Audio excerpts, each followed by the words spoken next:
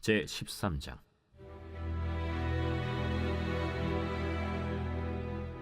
여로보암 왕 18째 해에 아비야가 유다의 왕이 되고 예루살렘에서 3년 동안 다스리니라.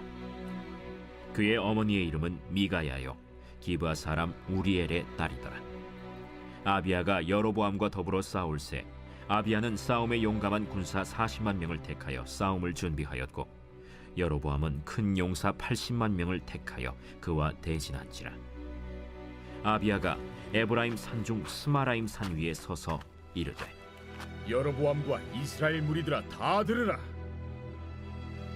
이스라엘 하나님 여호와께서 소금 언약으로 이스라엘 나라를 영원히 다윗과 그의 자손에게 주신 것을 너희가 알 것 아니냐? 다윗의 아들 솔로몬의 신한 느밧의 아들 여로보암이 일어나 자기의 주를 배반하고 남봉군과 잡배가 모여 따름으로 스스로 강하게 되어 솔로몬의 아들 르호보암을 대적하였으나, 그때에 르호보암이 어리고 마음이 연약하여 그들의 입을 능히 막지 못하였었느니라. 이제 너희가 또 다윗 자손의 손으로 다스리는 여호와의 나라를 대적하려 하는도다. 너희는 큰 무리요, 또 여로보암이 너희를 위하여 신으로 만든 금송아지들이 너희와 함께 있도다.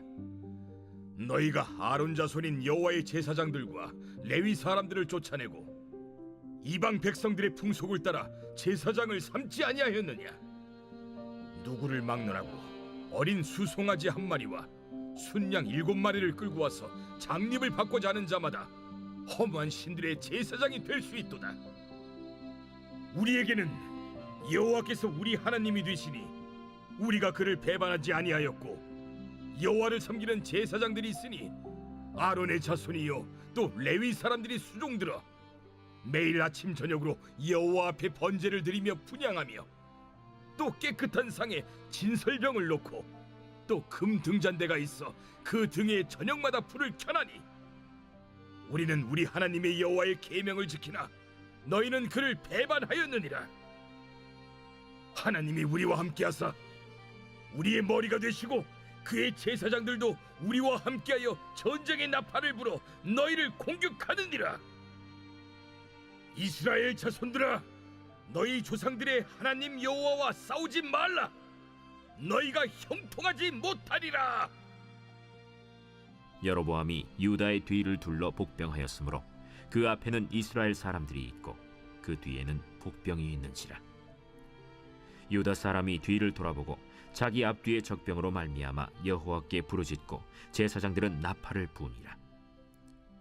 유다 사람이 소리 지르매 유다 사람이 소리 지를 때에 하나님이 여로보암과 온 이스라엘을 아비야와 유다 앞에서 치시니 이스라엘 자손이 유다 앞에서 도망하는지라.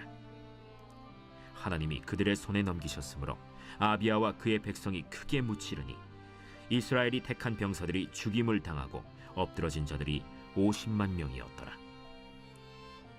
그때 이스라엘 자손이 항복하고 유다 자손이 이겼으니 이는 그들이 그들의 조상들의 하나님 여호와를 의지하였음이라. 아비야가 여로보암을 쫓아가서 그의 성읍들을 빼앗았으니 곧 베델과 그 동네들과 여사나와 그 동네들과 에브론과 그 동네들이라. 아비야 때 여로보암이 다시 강성하지 못하고 여호와의 치심을 입어 죽었고, 아비야는 점점 강성하며 아내 14을 거느려 아들 22과 딸 16을 낳았더라. 아비야의 남은 사적과 그의 행위와 그의 말은 선지자 iddo의 주석책에 기록되니라. 제14장.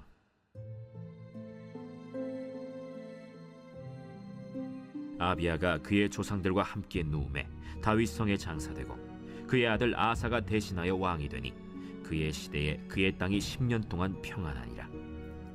아사가 그의 하나님 여호와 보시기에 선과 정의를 행하여 이방 제단과 산당을 없애고 주상을 깨뜨리며 아세라상을 찍고 유다 사람에게 명하여 그 조상들의 하나님 여호와를 찾게 하며 그의 율법과 명령을 행하게 하고, 또 유다 모든 성읍에서 산당과 태양상을 없애매 나라가 그 앞에서 평안함을 누리니라. 여호와께서 아사에게 평안을 주셨으므로 그 땅이 평안하여 여러 해 싸움이 없은지라. 그가 견고한 성읍들을 유다에 건축하니라. 아사가 일찍이 유다 사람에게 이르되 우리가 우리 하나님 여호와를 찾았으므로 이 땅이 아직 우리 앞에 있나니 우리가 이 성읍들을 건축하고 그 주위에 성곽과 망대와 문과 빗장을 만들자. 우리가 주를 찾았으므로 주께서 우리 사방에 평안을 주셨느니라 하고 이에 그들이 성읍을 형통하게 건축하였더라. 아사의 군대는 유다 중에서 큰 방패와 창을 잡는 자가 30만 명이요 베냐민 중에서 작은 방패를 잡으며 활을 당기는 자가 28만 명이라. 그들은 다 큰 용사였더라. 구스 사람 세라가 그들을 치려하여 군사 100만 명과 병거 300대를 거느리고 마레사에 이르매 아사가 마주 나가서 마레사의 스바다 골짜기에 전열을 갖추고 아사가 그의 하나님 여호와께 부르짖어 이르되 여호와여, 힘이 강한 자와 약한 자 사이에는 주밖에 도와줄 리가 없사오니 우리 하나님 여호와여, 우리를 도우소서. 우리가 주를 의지하오며 주의 이름을 의탁하옵고 이 많은 무리를 치러 왔나이다. 여호와여, 주는 우리 하나님이시오니 원하건대 사람이 주를 이기지 못하게 하옵소서. 하였더니 여호와께서 구스 사람들을 아사와 유다 사람들 앞에서 치시니 구스 사람들이 도망하는지라. 아사와 그와 함께한 백성이 구스 사람들을 추격하여 그랄까지 이르매 이에 구스 사람들이 엎드러지고 살아남은 자가 없었으니 이는 여호와 앞에서와 그의 군대 앞에서 패망하였습니다. 노력한 물건이 매우 많았더라. 여호와께서 그랄 사면 모든 성읍 백성을 두렵게 하시니 무리가 그의 모든 성읍을 치고 그 가운데에 있는 많은 물건을 노력하고 또 짐승 지키는 천막을 치고 양과 낙타를 많이 이끌고 예루살렘으로 돌아왔더라. 성경에는 두 가지 역사관이 있습니다. 이 사관은 역사서를 이해하는 데 중요한 기준이 됩니다. 신명기적인 사관은 열왕기까지 흐르는 중심 사관입니다. 왜 이스라엘이 멸망했는가에 대한 질문을 하는데 이 질문에 대한 답은 율법에 순종하지 못했기 때문입니다. 역대기의 중심은 역대기 사관입니다. 신명기 사관은 포로기를 배경으로 한다면 이 역대기 사관은 포로 후기를 다루고 있습니다.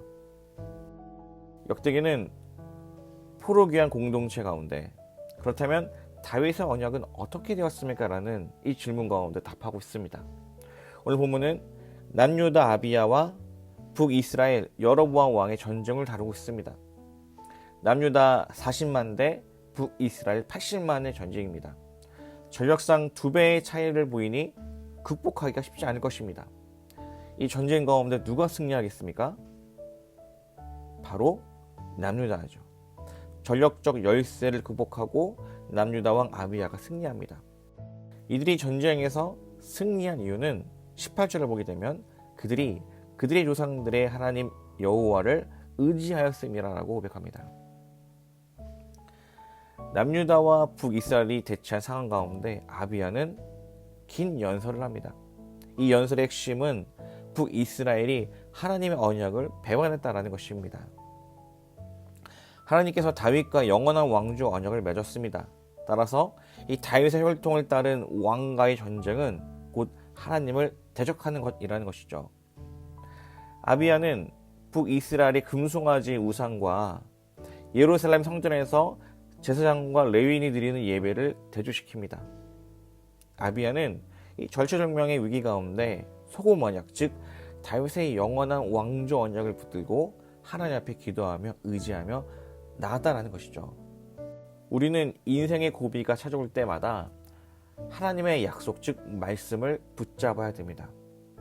다윗의 영원한 언약을 소금 언약이라 표현합니다. 소금의 특징은 변하지 않는 것이죠. 주님의 말씀은 영원합니다. 주님의 말씀은 우리에게 소금 언약입니다. 우리는 그 변하지 않는 그 주님의 말씀을 붙잡고 기도해야 된다는 것입니다. 이사야 40장 8절 가운데 이렇게 말씀하십니다. 풀은 마르고 꽃은 시드나 우리 하나님의 말씀은 영원히 서리라. 주님의 말씀은 변함이 없습니다. 주님의 말씀은 신실하십니다. 주님의 말씀은 우리가 신뢰할 말씀이라는 것입니다. 역대기와 열왕기는 같은 사건을 다른 시각에서 다루고 있습니다. 열왕기를 보게 되면 원래 아비야는 홀리한 사람, 거룩한 사람이 아니었습니다. 믿음이 좋은 왕이 아니었습니다. 열왕기상 15장 3절을 보게 되면 이렇게 말씀하십니다. 아비야이 그의 아버지가 이미 행한 모든 죄를 행하고 그의 마음이 그의 조상 다윗의 마음과 같이 아니하여 그의 하나님 여호와 앞에 온전하지 못하였으나, 이 아비야는 그의 아버지 르호보암의 모든 죄를 따랐습니다. 하나님 앞에 온전하지 못했습니다. 그런 그가 위기 상황 가운데 붙잡은 것은 다윗의 언약, 즉 하나님의 말씀입니다. 하나님이 원하시는 것은 비록 우리가 범죄하였을지라도 다시 주님 앞에 나와 붙잡고 기도하는 것입니다. 저에게는 청소년기에 함께 신앙생활을 했던 3명의 친구가 있습니다. 우리는 중등부 안에서 사총사로 유명했습니다. 중1 때부터 중등부 새벽 예배를 나가고 찬양팀에서도 일동도 했었고 나름 믿음이 좋은 친구들이었습니다. 그중 한 친구는 고등학생 때 방언을 합니다. 잠시 하나님을 떠나죠. 이 친구는 젊은 나이에 중국으로 넘어가 사업을 했습니다. 가끔 한국에 오면 청년부 예배에 나왔는데 한 번은 이런 이야기를 했습니다. 자기가 지금 엄청 방탕하게 살고 있다는 것이죠. 중국에서 상황이 녹록지 않기 때문에 매일 술을 마시고 있다는 것입니다. 하루는 술 취해 잠들기 전에 주님, 저 아시죠? 라고 부르짖고 잠들었다고 합니다. 비록 자기가 지금은 거룩하지 못하지만 그러나 가끔 주님을 찾는다는 것이죠. 비록 그가 주님을 떠났고 죄악 가운데 살았지만 중학생 시절 만났던 그 하나님을 기억하고 주님을 찾은 것이죠. 주님은 술에 취해 있던 이 친구의 기도를 잊지 않으셨습니다. 나 같은 죄인이 하나님께 기도해도 될까요? 우리는 질문할 수 있죠. 대답은 물론입니다. 우리가 범죄할수록 사실 더욱 주님을 찾아야 됩니다. 비록 지금은 내가 쓰러져 있고 죄에 넘어졌을지라도 주님의 소금 언약, 주님의 약속을 붙잡고 기도하십시오. 그 말씀이 우리를 회복시킬 것입니다. 그 기도가 우리를 구원의 자리로 인도해 주실 겁니다.